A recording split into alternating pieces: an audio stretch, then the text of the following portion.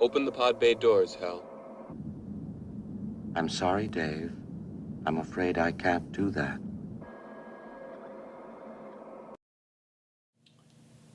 Paul Schrader is one of my favorite filmmakers of all time. I love his writing. A lot of his works really, really inspire me. And because of that, I was prompted to pick up his book, Transcendental Style in Film. In this book, he analyzes transcendental style through the works of three directors, Yasujiraozu, Robert Berson, and Theodore Dreyer. And in this book, you get to read about each of their films, which he has selected to sort of demonstrate what transcendental style is, as well as to look at how they used it to get certain things across, how they failed at it, how they were successful at it, and why.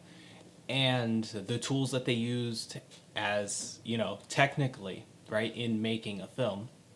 What tools did they use in cinema in order to do that? And I find that really fascinating. Now, for people who, you may not know what transcendental style is, this is a good place to start. Transcendental style is basically the idea that you are actually, in your cinema, being able to invoke something in the transcendent, in the spiritual, out of your film. Right? Not to show the spiritual, but to invoke the spiritual, to conjure the spiritual, if you will, right, within your film. And this book is sort of Paul Schrader's way of showing exactly how that can happen within the works of three directors who he greatly admires. This edition comes with a new introduction called Rethinking Transcendental Style, which I found absolutely invigorating to read, because this book was written in, I believe, the 70s. Okay, this book was published in 1972. A lot has happened in cinema since then. Obviously, a lot has happened. And Paul Schrader acknowledges that. And in his acknowledgement of that, he makes this introduction, which is like almost 40-ish pages, I believe. It's a little over 40 pages of the book. And he uses it to sort of talk about the state of cinema now, the new filmmakers, and what other filmmakers have been doing that is directly influenced by transcendental style, as well as how transcendental style has evolved and maybe how his mind has changed on transcendental style since having written this book.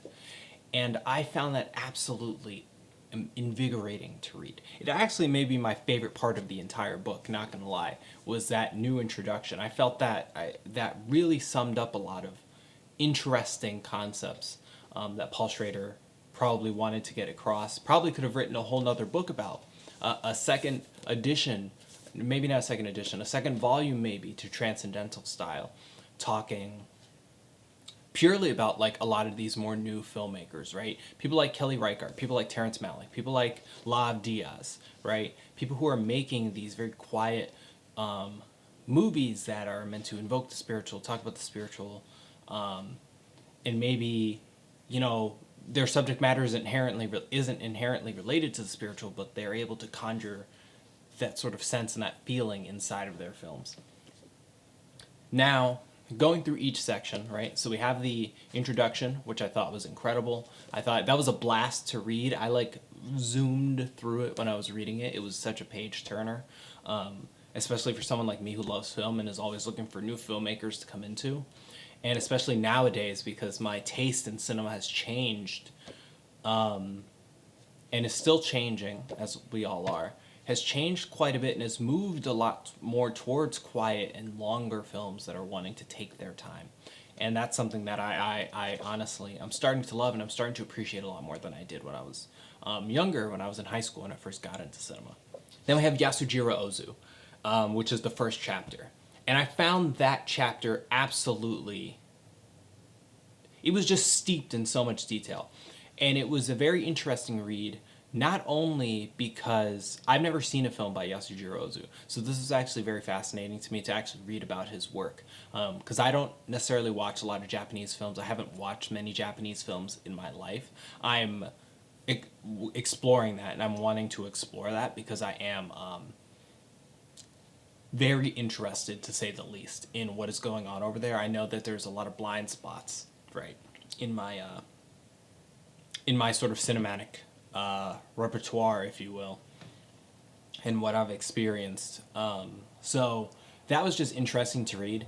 But I think one of the most interesting big takeaways from this chapter was that Paul Schrader was able to hone in on how the Eastern tradition in Japan, right, in the culture of Japan, the Zen culture, and how all of that really bled into Yasujiraozu's work, and how because of that it sort of helped him, and it sort of became a part of the transcendental style in his films, and how that culture sort of informed his ability to talk about those things and be able to use transcendental style to his advantage. And Ozu brings that inherently Zen culture into his filmmaking, and because of that, he excels in transcendental style.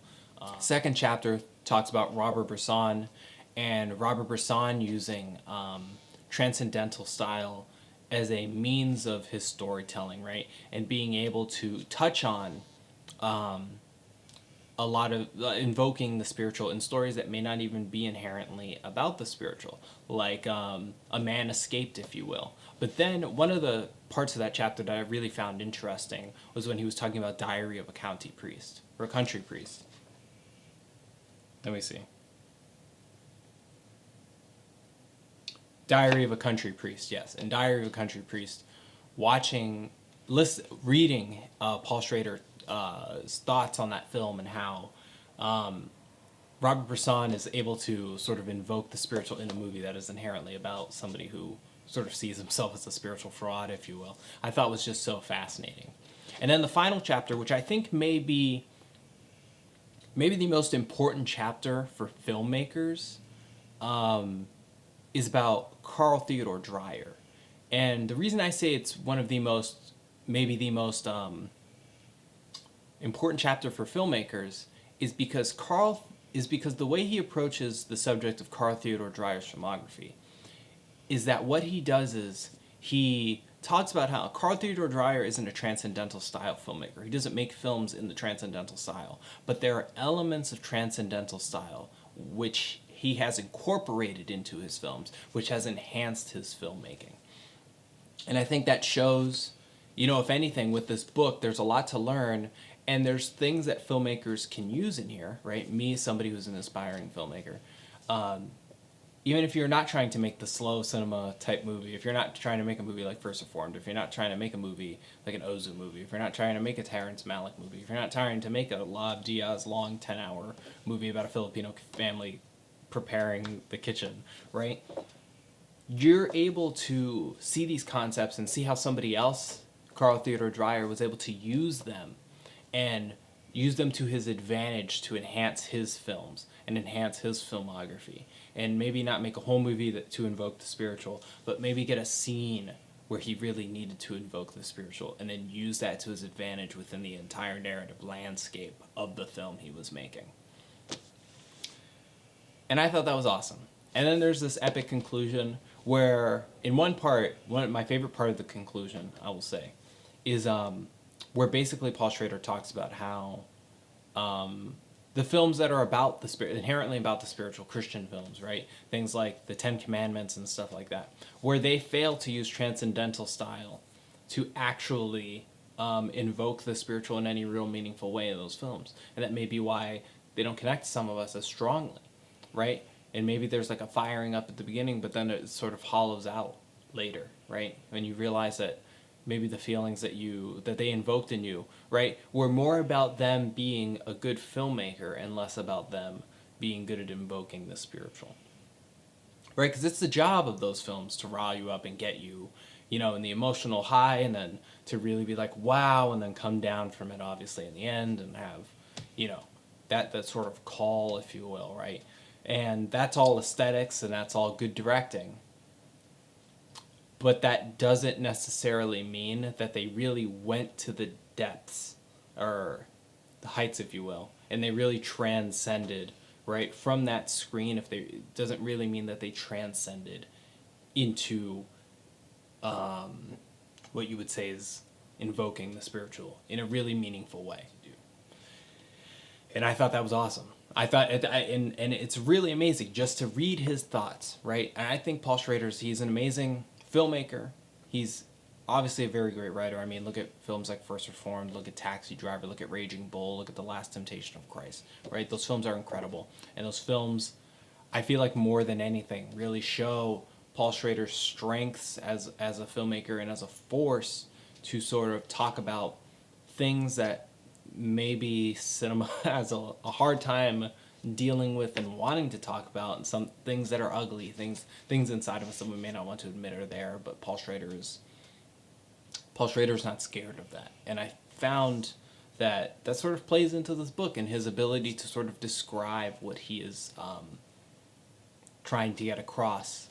And I think this is great work. I think this is something that basically everybody who loves film or is an aspiring filmmaker should own, honestly. This book really, really, I feel like can help a lot of people. And yeah, I mean, I would recommend this book for sure. Go buy it. It's only about $27-ish, $26, $27. I got it at Amazon for about that price. But yeah, Paul Schrader's Transcendental Style in Film. Really, really happy about this read. Gonna try and do more videos like this more often where I'm talking about this stuff. Right now I'm reading The Big Goodbye by Sam Wasson, so that's probably a book review that you'll see from me here on this channel, because that's also film related, because it's about the making of Chinatown. And I'll watch that, I'll read that book, then I'll watch Chinatown, then talk to you. But yeah, thank you guys for watching this video. I'll see you guys next time. Peace.